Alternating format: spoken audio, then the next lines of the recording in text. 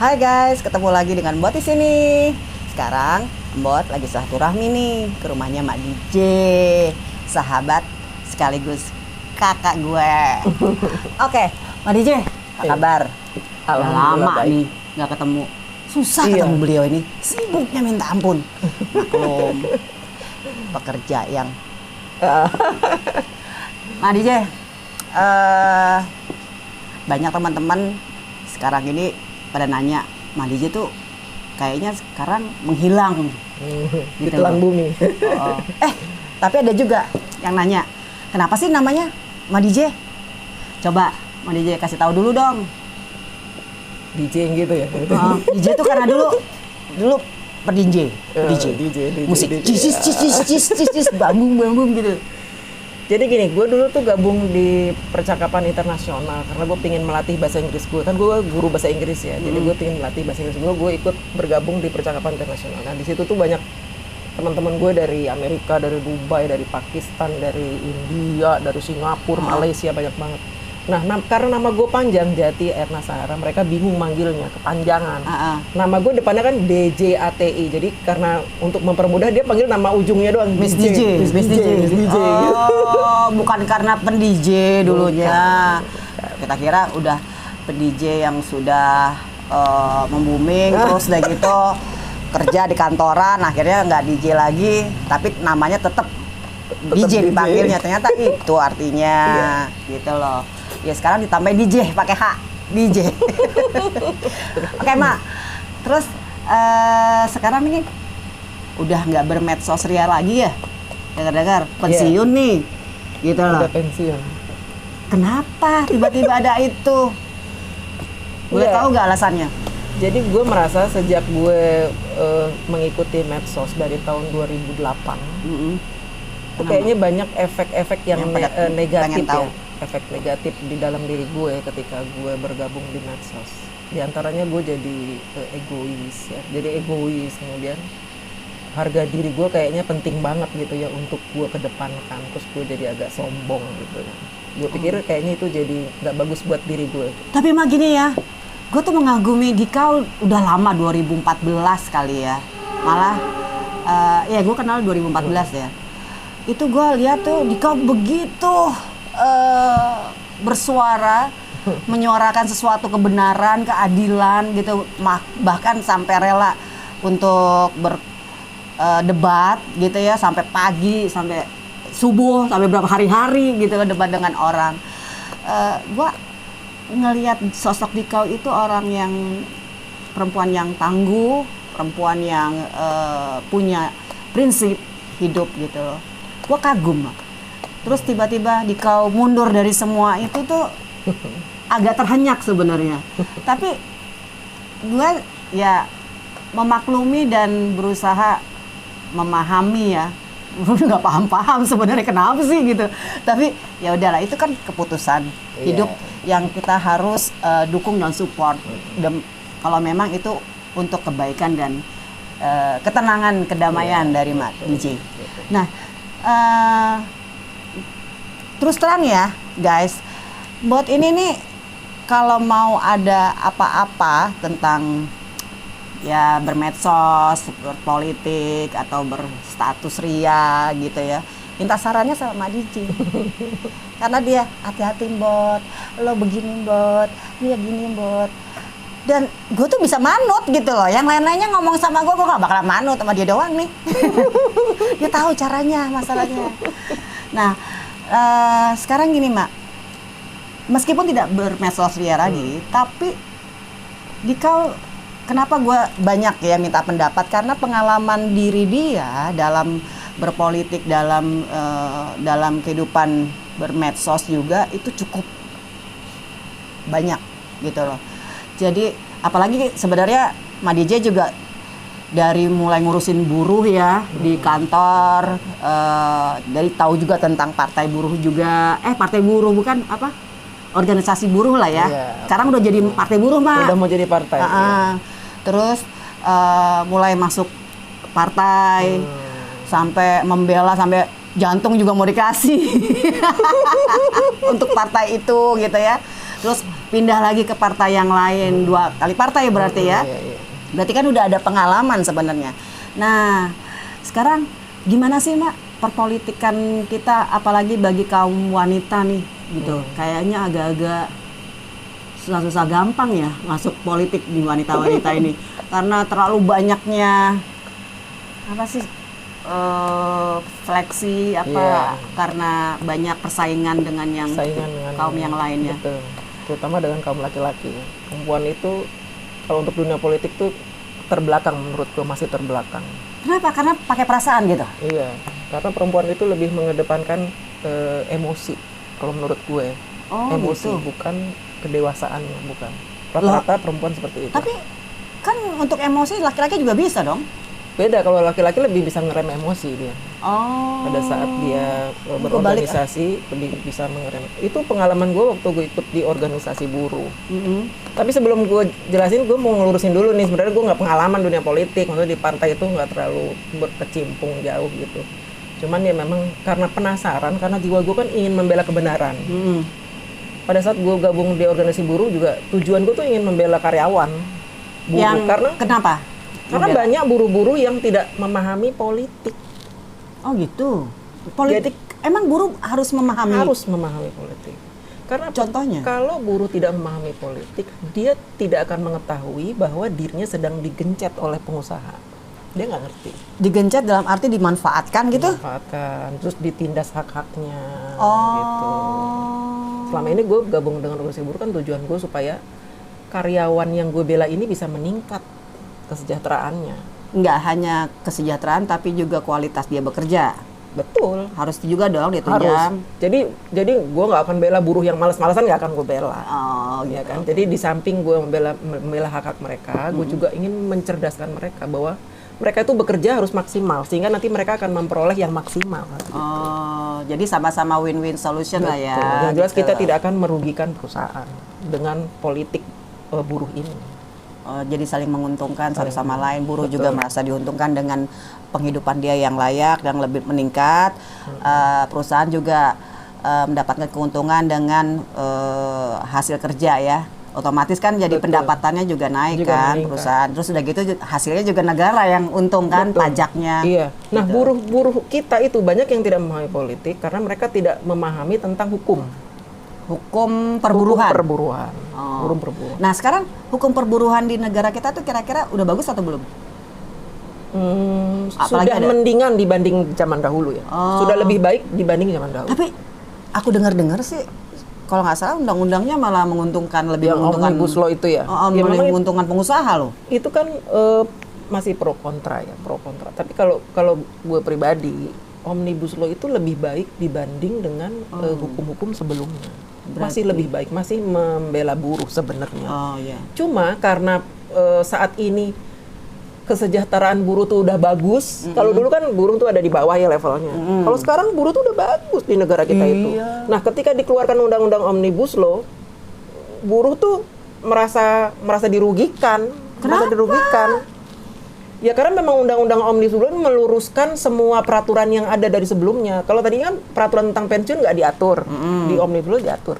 Oh. Jadi kalau pensiun dia sekian tahun dia akan dapat sekian. Nah, buruh yang sudah sejahtera ada di perusahaan yang besar, dia punya peraturan sendiri kan di perusahaan itu, bahwa nanti kalau dia pensiun dia akan mendapatkan tunjangan 20 kali kalau sudah 20 tahun 20 kali. Sementara di Omnibus Law diaturnya bukan 20 kali, 10 kali misalnya. Lebih rendah dari yang diatur perusahaan. Makanya itu yang akhirnya perusahaan ngikutin Omnibus Law, nah, akhirnya jadi menurun. Gitu. Ya itu yang jadi yang akhirnya merugikan buruh. Iya, mereka merasa jadi ya turun dari gue dapetnya. Turun. Yang tadinya gue bisa Iya. uang pensiun itu gue modal bikin kontrakan 5 jadi cuma 1 gitu Iya, ya. iya. Jadi di PKB perusahaan rata-rata sekarang perusahaan sudah memahami tentang hukum, jadi membuat PKB-nya itu mensejahterakan buruh kan. Tapi karena Omnibus mau muncul dan di bawah dari peraturan ini nilainya jadinya Oh, karena nilainya yang diributin. Oke. diributin. Itu masalah itu ya. Lalu Di yang antaranya itu ya. masalah partai gimana? Masalah Masuk partai. partai kenapa? Jadi gini, gue kan dulu suka bersuara tentang politik lah ya, tentang gender, terus tentang Ketidakadilan gitu. ketidakadilan, terus tentang banyak hal, tentang agama. Pertama-tama gue Rasis ngobrol ya, tentang toleransi agama ya. tentang agama dulu. Tentang agama dulu.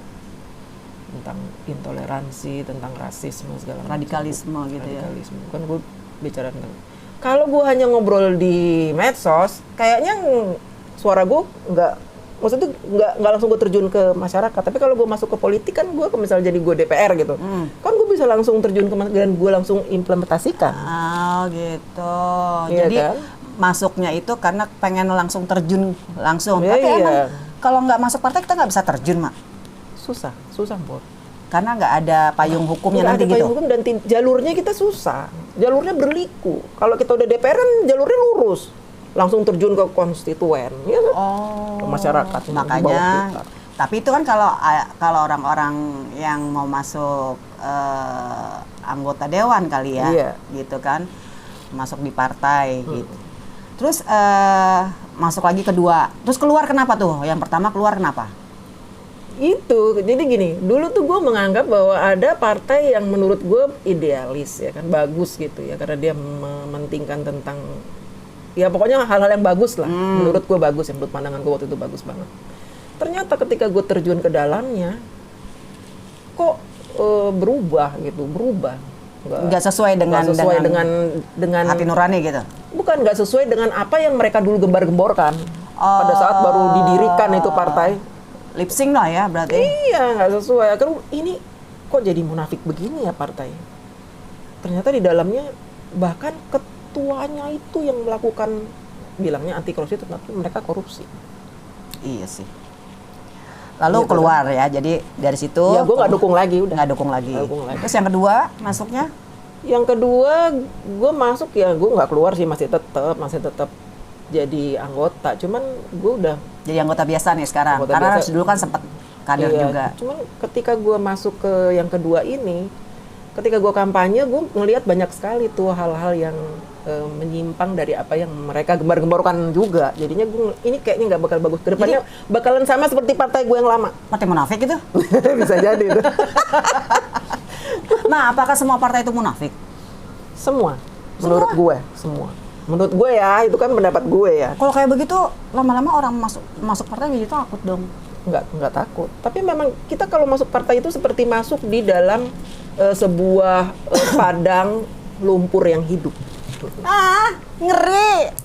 Kalau kita nggak hati-hati dan kita tidak memegang tangan partai itu, kita akan ngejebur, tenggelam. Ngerti nggak maksud Ambon?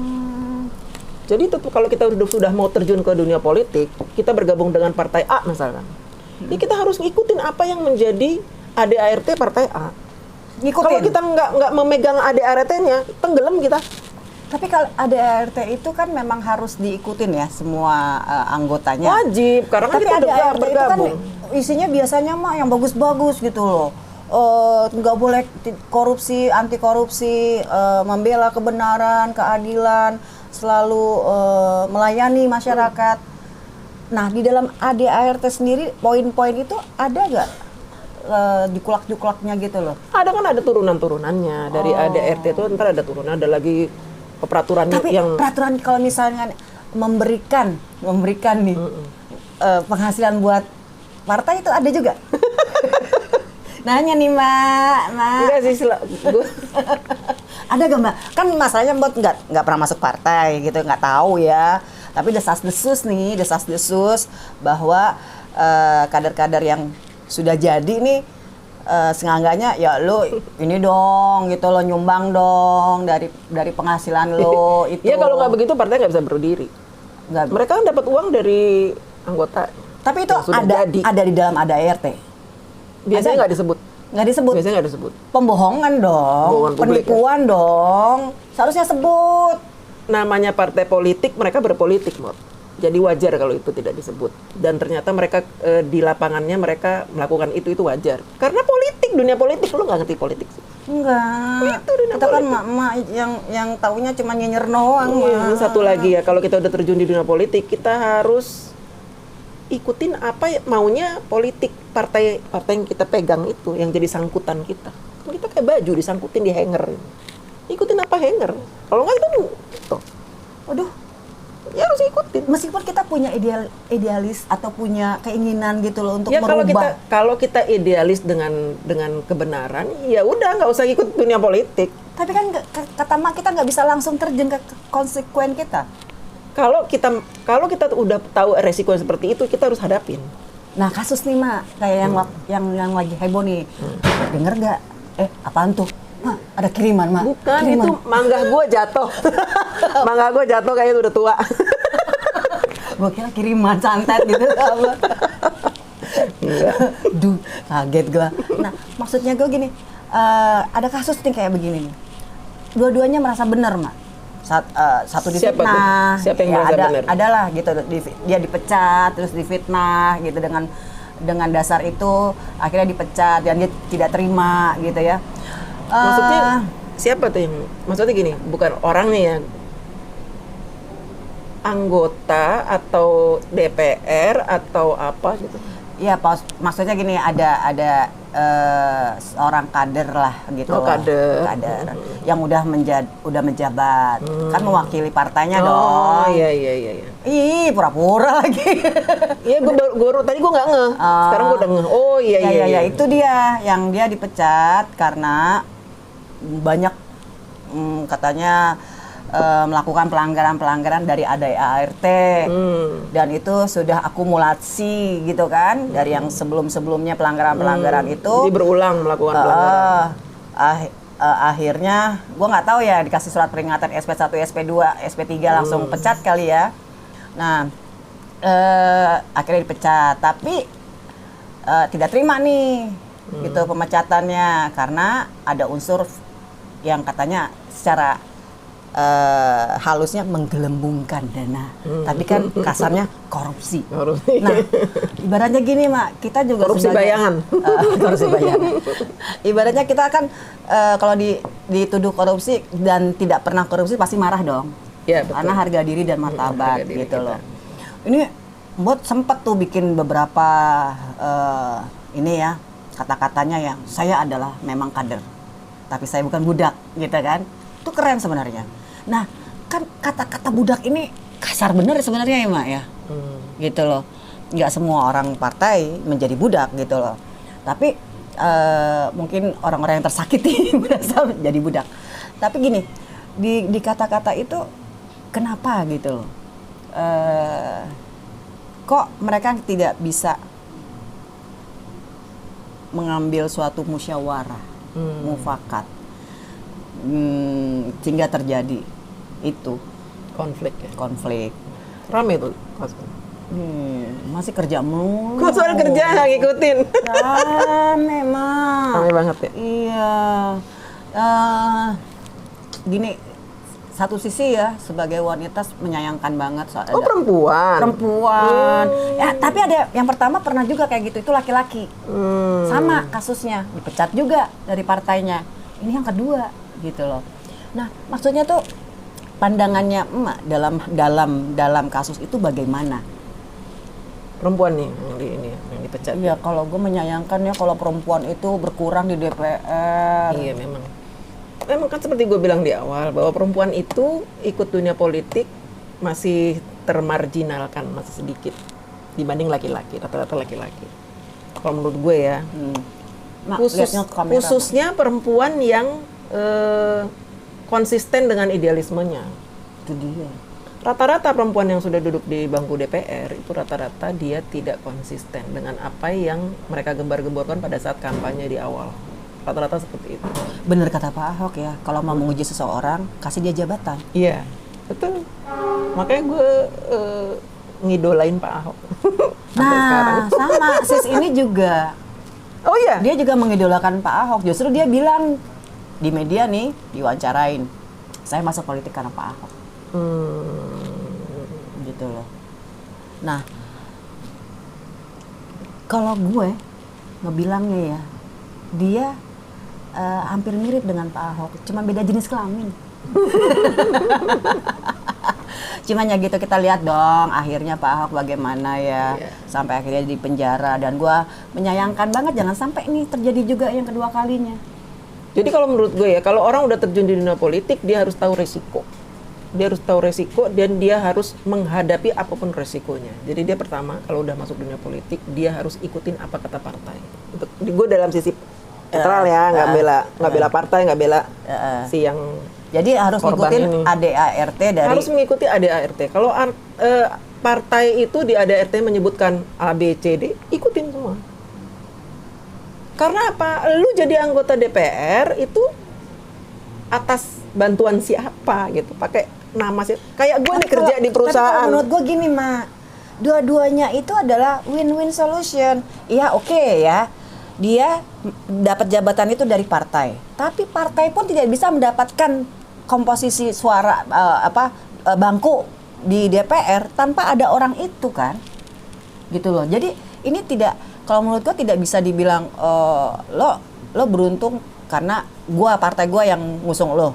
Nah, dia juga bisa bilang lo juga nggak bisa dapat kursi kalau nggak karena gue. Maaf aja, Mak, semua orang yang punya kampanye kan Mak doang yang uangnya paling dikit kali waktu kampanye ya. Karena maunya memang begitu. Kalau yang lain-lain kan sampai miliar-miliaran tuh kampanye, ngeluarin uang pribadi gitu loh. Nah, itu dia. Kan bukan uang partai. Meskipun ada juga ya partai yang ngasih ya. Tapi nggak banyak gitu loh. Iya. Nah, itu maksudnya, Mak. Nah, oke. Kalau lo udah masuk partai, lo ikutin tuh aturan partai. Kalau menurutku begitu. Apapun tuh. Apapun. Termasuk sharing. Termasuk sharing. Sharing apa nih? Misalkan ya di ADT mungkin nggak disebutin ya. Tapi mungkin terindikasi peraturan ADART-nya itu menyebabkan dia harus sharing income dari dana apapun lah yang masuk ke dia. Tapi kan nggak boleh, Mak. Itu namanya sama aja korupsi, Mak. Itu kan dana Enggak, turun. itu peraturan partai itu nggak bisa dianggap korupsi, Mbot. Enggak, maksudnya kadernya itu dapat uangnya dari mana? Kan dia misalnya Kan dari gaji. Iya, misalnya dia ada dana dari turun dari negara gitu, dia dapat dana ini A, B, C, D, E, F gitu. Serius, Mak? Mak? Iya, dana ini untuk misalnya untuk konstituen. Nanti tidak tertulis di peraturan tidak tertulis partai. Nanti kalau kamu dapat dana ini, kamu harus menjalankan proyek ini. Ya mungkin walaupun nggak disebut, ntar ke partai ya kasih, enggak, dia pasti ada ini lagi, ada inilah kata-kata yang menjurus ke situ. Ya harus ikutin. Terus nanti maksudnya gini ya, apa itu dikelola oleh partai atau kadernya itu yang mengelola? Nggak boleh, jadi mesti partai yang mengelola juga? Harus kerjasama dengan partai. Karena kan mereka jalan berdua di satu rel. Ini kendaraannya partai, dia naik ke kendaraan partai. Kalau dia nggak ngikutin partai, dia jatuh dong. Oh, gitu. Kalau partainya maunya lurus, ya dia harus naik kan lurus. Masa dia maunya ke kanan, ya nggak bisa. Jadi harus Dia jalan. sebagai penumpang nih ngikutin kemana tuh. Jadi kalau misalnya ada untuk konstituen, Ikutin apa kata partai. itu jangan bikin kegiatan sendiri. Harus partai ikut atau partai yang menyelenggarakan atas nama dia gitu. Iya, betul. Hah? Iya. Nanti Jadi gini itu- Bot. Ini kayak gue nih. Misalkan gue punya idealisme. Gue pingin membuat rakyat itu sejahtera. Misalnya ini deh, air. Kita tahu daerah Jakarta Misalnya di Jakarta Utara airnya jelek. Gue pingin tuh orang Jakarta Utara itu airnya bagus. nggak beli air Nggak lagi. beli air lagi. Gue pingin nyediain. Kan gue harus terjun. Terjunnya lewat mana? Nggak bisa gue pribadi. Terjunnya lewat mana? Lewat partai. Nah, mungkin gini, kalau gue idealis ya, gue dapat duit nih, kan dari negara untuk ke masyarakat dapil gue nih. Nah iya kan akhirnya begitu. Gue dia butuh air. Gue akan bikin mesin air gitu ya yang untuk menyuling supaya itu air layak untuk diminum karena air di situ udah nggak benar gitu. Masyarakat yang di bawah kasihan satu jerigen 15.000, 10.000 gitu kan. Tapi lo nggak bisa mandiri. Lo harus ngomong ke partai. Iya, oke, gue ngomong ke partai harus gitu ya. kerja sama dengan partai. Gue ngomong ke partai, tapi gue tuh gue beli sendiri ininya, alas sendiri, gue iniin sendiri, gue create segala macam. Partai Kan lo gua setuju tinggal nggak? laporan. Partai lo setuju nggak? Jadi mesti setuju partai. Kan bukannya kita Karena lo ada di atas kendaraan partai. kita ngajuin tuh kita kasih ke partai harus setuju. Harus setuju. Oh. Nggak bisa lo jalan sendiri, lo bikin ini sendiri. Akhirnya nanti ada bisa jadi lo akan terjebak di situ. Kalau misalkan Kalau gini, partainya nggak suka, lo bisa dituduh korup. Karena lo nggak lapor, nggak minta persetujuan partai, bisa dianggap korup.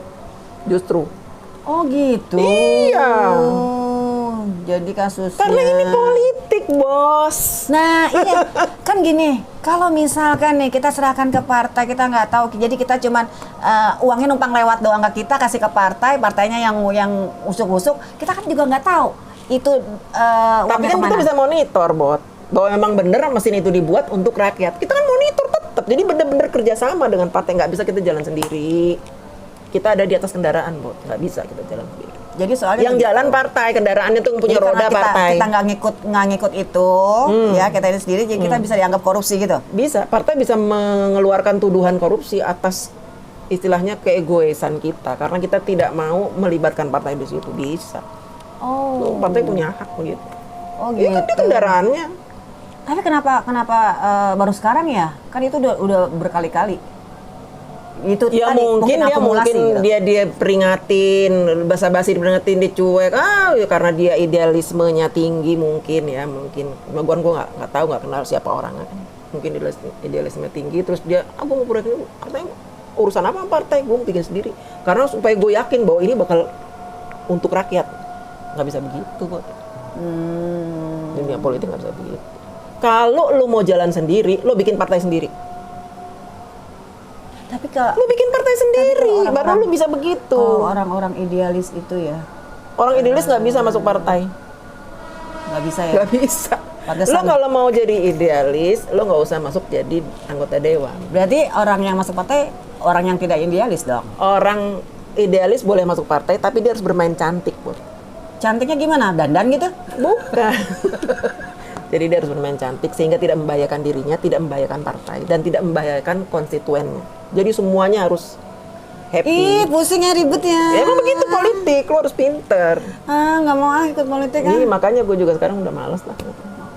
Oh, apa gara-gara itu juga akhirnya ada kata-kata gua bukan budak partai. Iya, mungkin keluar kata-kata itu karena dia tidak mau diperbudak oleh partai. Mungkin ya, gue nggak tahu. Kan gue nggak kenal orangnya, Bot. Iya sih, kenal tapi ya begitu-gitu aja, kenal di medsos ya. Nah, udah Mak, jadi Mas sekarang tidak mau lagi Enggak, di partai. enggak. Iya ya. Gue mendingan happy sama hidup gue sendiri aja. Ya, tapi gue berbagi sama masyarakat sekitar aja. Wih, keren. Terus sekarang ngapain aja? Hanya Pagi-pagi gue bangun, gue kerja, pulang kerja, gue tidur lagi, kerja lagi. nggak bosan. Jadi sekarang udah teratur ya, nggak jadi kalong kampret lagi ya. Enggak, gue teratur, gue tidur. Tidur gue teratur dan itu happy banget. Pantesan Mak. Jadi mekar ya? Bukan gue yang ngomong loh. Jadi mekar gue badan gue. Pada kangen-kangen nih semua nih, kapan nih ketemuan lagi. Tapi orang jadi asri nih, tanaman jadi Iya, nih gue jadi ngurusin rumah nih, jadi asri banget. iya, Banyak. enak gitu. Kalau Sabtu Minggu gue bisa, waduh, beli pot. Mak, 2024 gimana Mak? 2024 itu kalau menurut gue ya, Bot, udah bakalan kacau menurut gue ya, karena orang-orang Lebih kacau dari 2019 gitu? jauh. Mampus, Lebih kacau. gue nggak ikut-ikutan dah.